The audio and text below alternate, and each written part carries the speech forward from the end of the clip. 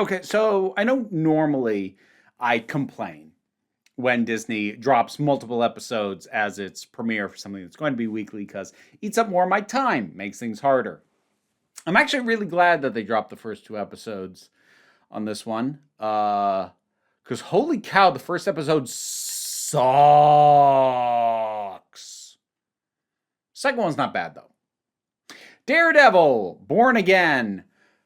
Oh boy. So before I get into justifying the the bullet point review I've now already given you, probably a few things for context, because I've seen, for the most part, a mostly positive response to this. Granted, I haven't looked that far into it, and I haven't read or listened to anybody's specific full reviews, because I don't like that stuff to taint my own opinion before I get it on the record. But I suppose it's worth mentioning that, first of all, I have a very mixed view on the original Netflix series. It feels like a lot of the fandom has put some really strong rose tinted glasses on in regards to the Marvel Netflix stuff, Daredevil in specific, and I never have. So here's a quick overview of my feelings about Daredevil in the Netflix and now in the MCU, which is, I guess it's now all canon, so I guess it's all MCU now. But anyway, short version. First season of Daredevil on Netflix, really, really good. Second season was a mess.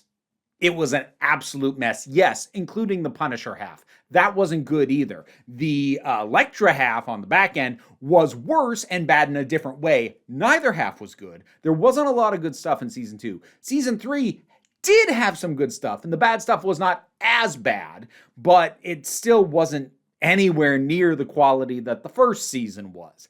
I am not only okay with, I actually liked Daredevil's appearance in the She-Hulk TV show.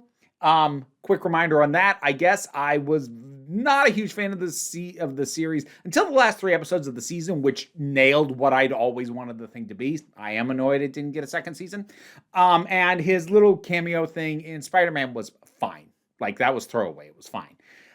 So that's the short version of all this. So I'm very mixed, and I've always been very mixed on this. Now, when I say very mixed on Daredevil, I don't mean on Charlie Cox. He is good in the part, and I definitely don't mean Vincent D'Onofrio as Wilson Fisk. He's very good as the Kingpin. I liked him also in Echo, which is another thing that people seem more sour on than I am. But in any case, I did not come into this. I came into this hopeful, for at the very least, kind of a breath of fresh air from what it feels like a lot of Marvel stuff is right now. And I will grant, this doesn't feel the same way a lot of Marvel movies and shows have felt. That is not the same as being good, at least not in that first episode. That first episode is a goddamn disaster. It's really, really bad. So I'm going to try, some of the things I point out are going to be specific and arguably nitpicky. Some of it's pretty fundamental. So let's start with the fact that it starts out with Matt and his friends Foggy and Karen who are on the show, and they're walking down the street and talking, and everything seems fine. And I had the thought, so help me, if they are doing all this and putting initial emphasis on them just so they can kill one or both of Karen and Foggy, I'm going to be real pissed off. Well, guess what?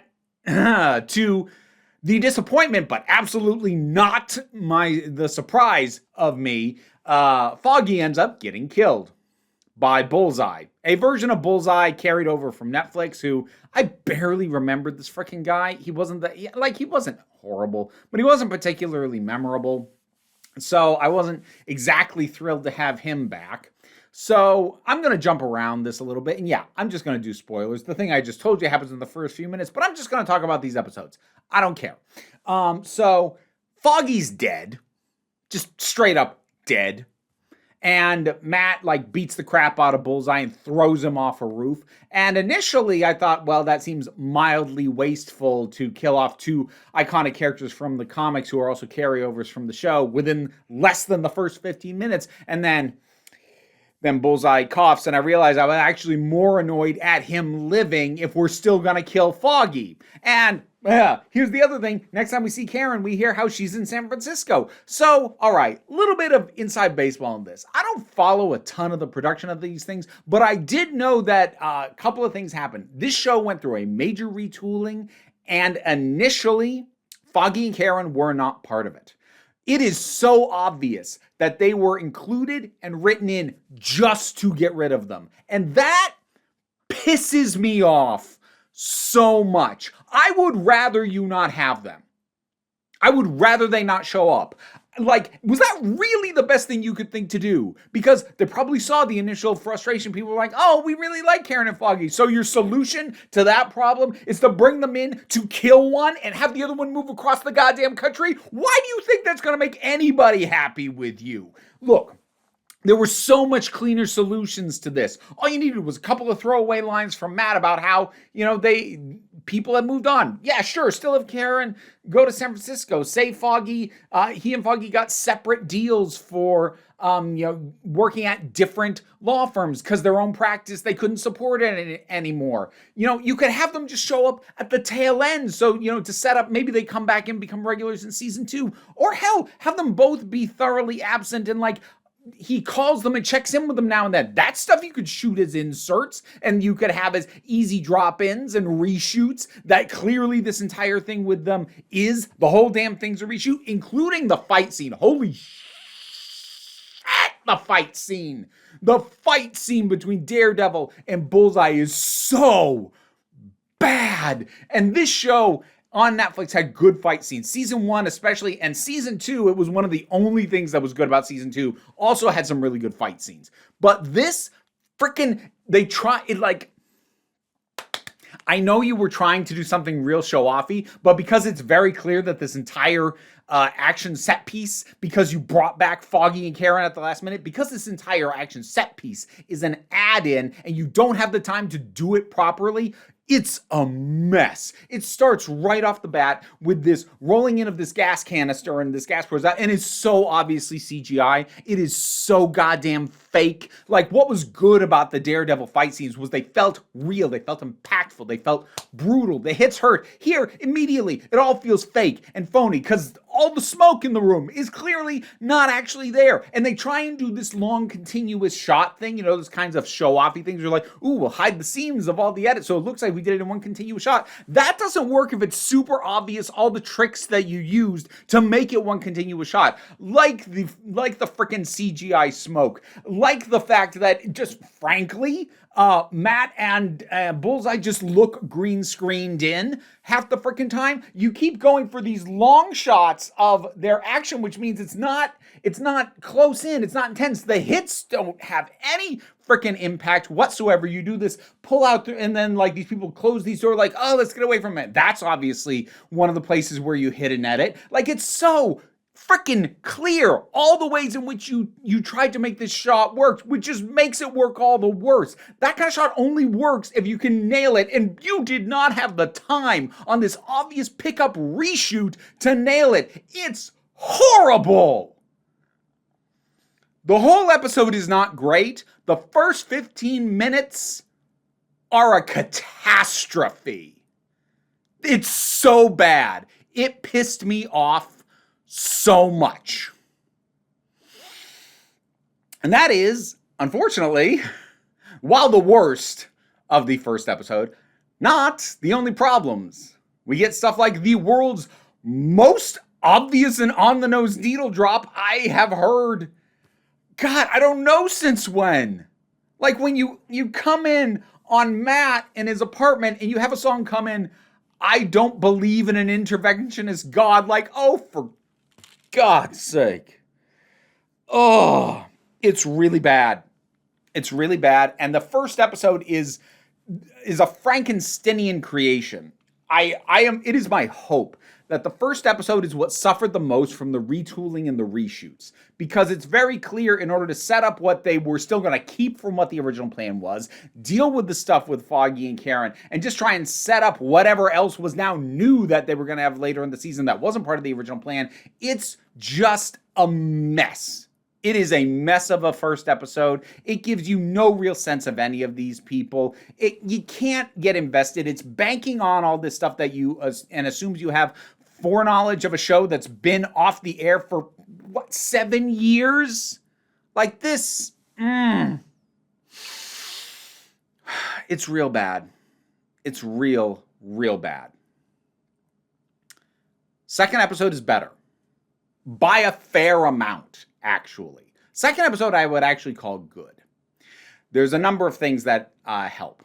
The first is we get Wilson Fisk and Matt Murdock in the same room together, talking.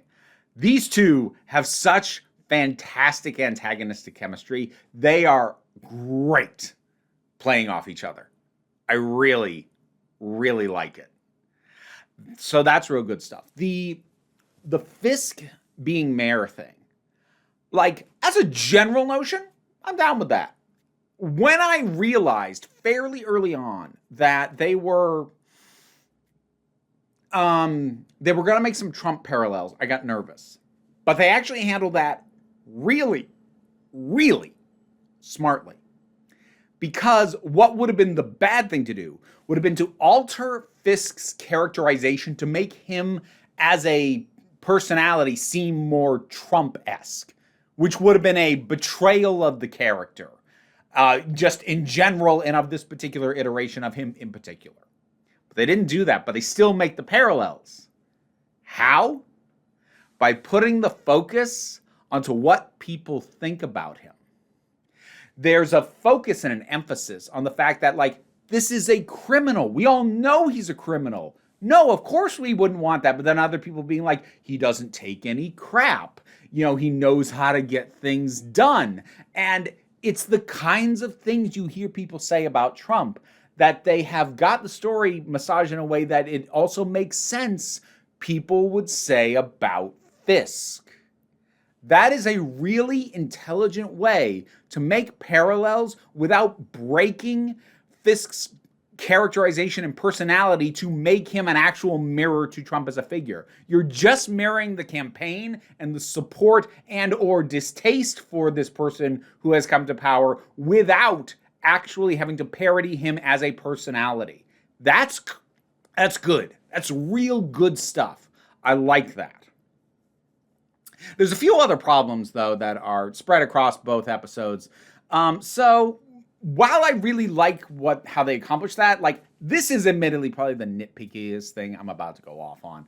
But they have this recurring segment, the BB report, this what looks to be, so far as I can tell, independent journalist who is interviewing people on the street, getting the opinions of, the people who live in New York about Fisk and about what's going on. And that's a perfectly fine conceit.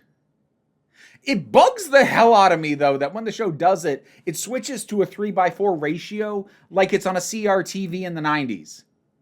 What is the justification for that visual conceit? Like, I get that you're using it to mark that this is, BB filming out on the street. I get what it's signifying, but why are you doing it like that? Unless she is filming on a camcorder from 95, nothing that you shoot on would film in that ratio. I would have appreciated at the very least if somebody had asked her, hey, why do you do that antiquated ratio for your show? And she was like, well, it makes it feel more authentic. It makes it feel more gritty. Just something to acknowledge that it shouldn't look like that. That would have been nice. Because that, as a video creator, that bugged the heck out of me.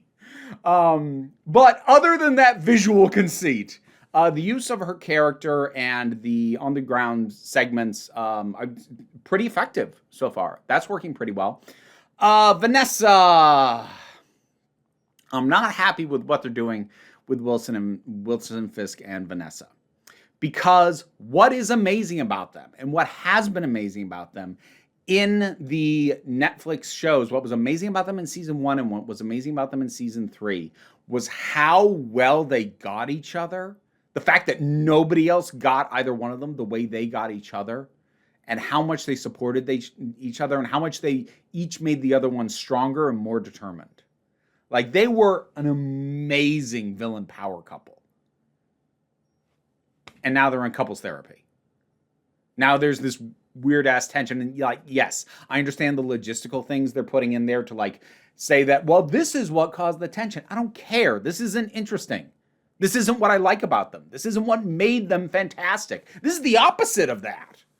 Like, maybe we'll get it back there to where it was after like some stuff with the therapist or whatever. At this point, I don't really have an opinion on Matt starting to date this therapist woman. Like, it's fine. It's a little meet cute. It comes out of nowhere. That some of this stuff, it doesn't flow naturally. Episode 1 especially, it flows like a river of bricks. The White Tiger stuff is interesting. And I'll be curious to see how they continue to handle that. This idea of somebody being, on trial for killing a police officer, and this person on trial is a vigilante, but he wasn't acting as one in that moment. So like it's interesting, it's nuanced. Matt's actually being a decent lawyer, which was one of my major hangups with the Netflix show, especially season 2. He was a bad lawyer. Like, he was just bad at his job. So he's actually appearing to be pretty decent at his job here, which good. I did not need that nonsense carried over. So that's interesting. I did notice the Punisher tattoo on the cop's arm when these two cops were getting ready to kill Matt. Now, first of all, I will be curious as to whether or not they will acknowledge Matt noticing that, because so far as his radar sense that he has usually works, he probably shouldn't be able to make that out.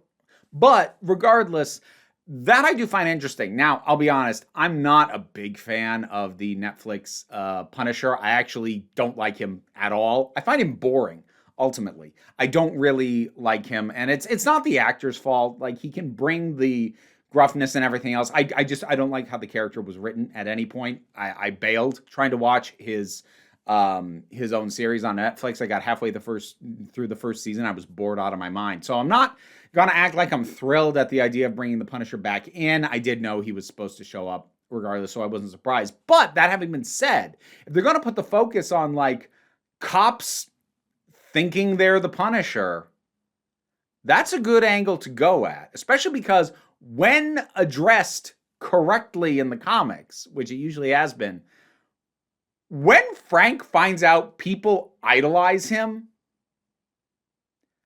he does not take that okay. He has a very lengthy history of taking out people who use him as inspiration. And he does not take kindly to cops co-opting what he does. So if they have the guts to go there, I'm here for it.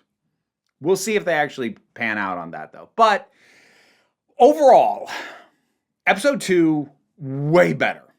Fisk's stuff is pretty good in both episodes, but I really like by the second episode how it's shaping up. And they didn't have Matt doing any really awful stuff. And I am really hoping that first action scene being so bad was the result of it being part of a reshoot where they didn't have time to properly plan it, choreograph it, render it, in a way that actually freaking worked. Because it was an idea that was probably solid, but would have taken a hell of a lot more time and work than they had to do it because it was clearly done as a reshoot. So I am hoping to have that suspicion confirmed the next time we get a major action scene, which will hopefully look better. I'm not sure I'm going to count Matt fighting the two cops in the bare apartment as a full action scene, but that one was better. It was. It had that the hits hurt. It was brutal. That was what this show did well. So I am hopeful that how bad that first action scene was a one-off. So yeah, like I said at the start, I'm really glad that there was the second episode attached because it gave me hope. Because that first episode, wow.